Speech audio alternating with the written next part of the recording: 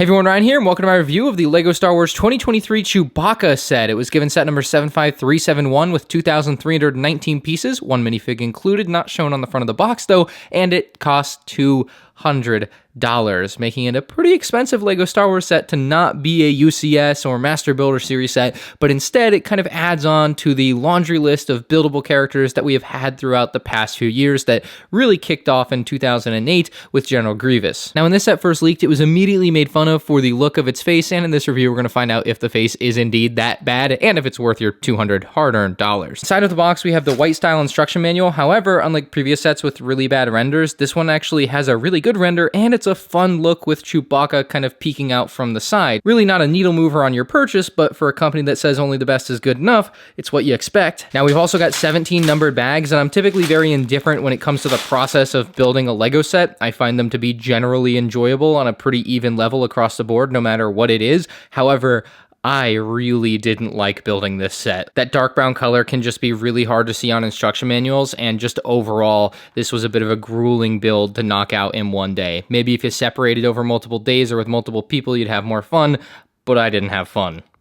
The minifigure is, of course, Chewbacca, and unfortunately here you won't be getting anything you couldn't get elsewhere. It's not a special, new, or exciting edition of Chewbacca. It's just the standard old Chewbacca minifigure that you've seen many a times before and will probably see many times in the future. Now, something that does excite me is the collector's card and display stand, where you can place Chewbacca next to the collector's card, and as you can tell with the way the light reflects off the tile, it is now printed. Now, this is something LEGO promised they would do in UCS sets, but this Chewbacca, notably, is not a UCS set, so it was quite a surprise to me when I found out they would be doing a printed plaque for this too. LEGO in recent years has been increasingly cheap, and to see them go the extra mile for this set, I'll tell you, it's refreshing. It is nice. It looks really good with the printed piece, and unlike the UCS display plaques, this particular LEGO piece doesn't have a giant sprue mark in the middle of it, so I would argue this looks even better than what we see with UCS sets, although it does have the studs surrounding it, so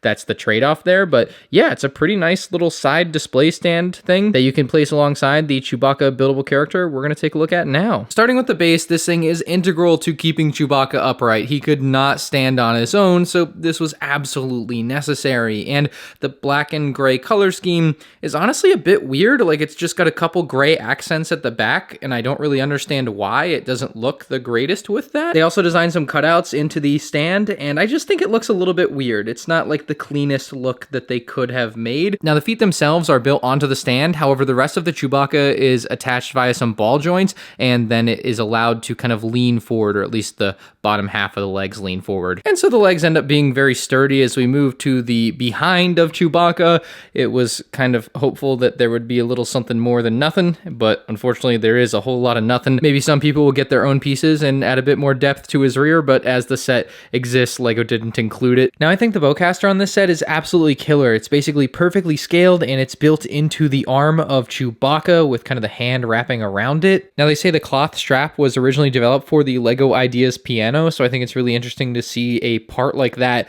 be used in a Star Wars set where you would think there would be no use for something like that, so it's kind of cool to see. Now, the bandolier and satchel for Chewbacca is something that has just been loosely laid onto him. It's not really possible to take off because the arm blocks it, unless you, of course, take the pieces apart, but it's definitely laid onto him nicely, and you can see it's just loosely on there. It's not really connected to any studs as far as I can tell in the instruction manual. It doesn't like tell you to push it down onto any specific studs on the torso or anything. It's not like a hindrance that it's like laid on there. It definitely makes it feel a bit more natural in the way that it flows over him, so I think it looks nice, and it's also like a nice breakup of color throughout the middle torso of Chewbacca, and it's, other than like the black of the bowcaster, that orange really does stand out compared to the rest of the brown for Chewbacca. Now, it should also be noted there is absolutely no posability when it comes to the arms. They are attached in with ball joints, and you can pull them out, I guess, but like, it's not real posability. Like, you can pull it out and then like you can't really make the arm stay there. It just kind of falls back in. I don't know.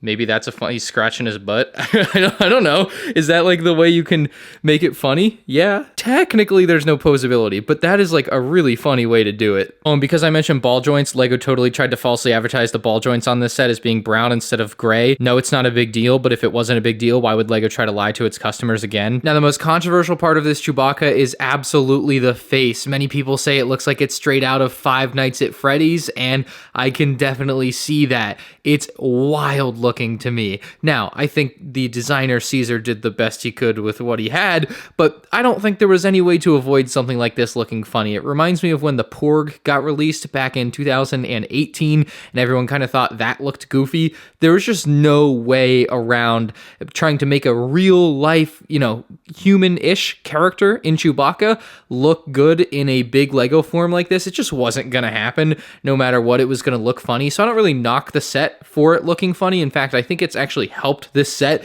gain a little bit more notoriety in the community. And I don't know about you, but I kind of feel like the eyes, oh, they definitely follow you. Oh, that is creepy. You've got a nice black nose, and then the mouth has a red tongue inside, and then they used Lego lipstick pieces from minifigures as the teeth. So he's got 4 distinct teeth in there that look pretty cool. And in case you wanted to know, the head is slightly posable. It's on a ball joint as well, like everything else in this set, and so you can get a bit of movement out of it and can change the style. Oh, we gotta fix that. The style and look of your Chewbacca ever so slightly by moving it around, but I think that hand behind him is way funnier, so you can do a few things like that to just slightly change it, but you really can't do too much. And while it is obvious the model is very tall, coming in at 1.5 feet, it doesn't even fit on the shelves behind me. I'd have to adjust them to have even more space between the top and bottom to allow me to place this Chewbacca on the shelf. So definitely make sure that you have either a large enough shelf or like a top spot that Chewbacca could stand on if you really want to go out and spend $200 on this guy. And if that's what you want to do with your money, I say go for it. I think LEGO has absolutely brought the quality with this one. They made a pretty good looking, albeit slightly goofy faced Chewbacca. I'm pretty happy with it. The eyes keep following me and I'm getting a little creeped out, but this one's really good. It's a nice addition to the buildable character lineup, a sensible addition, something that's going to go nicely next to your R2-D2 and your Porg and your BB-8. Like, he just fits in to that lineup, especially from the sequels, as much as I hate to say it. So I'm giving this one a good 8.5 out of 10. I just didn't enjoy building it, and the face is slightly goofy, but LEGO really brought the quality with this one, so I think I'm overall very happy, and I do think it's worth your $200. Let me know what you think in the comments section below, and you can check out more 2023 LEGO Star Wars set reviews on the end screen now.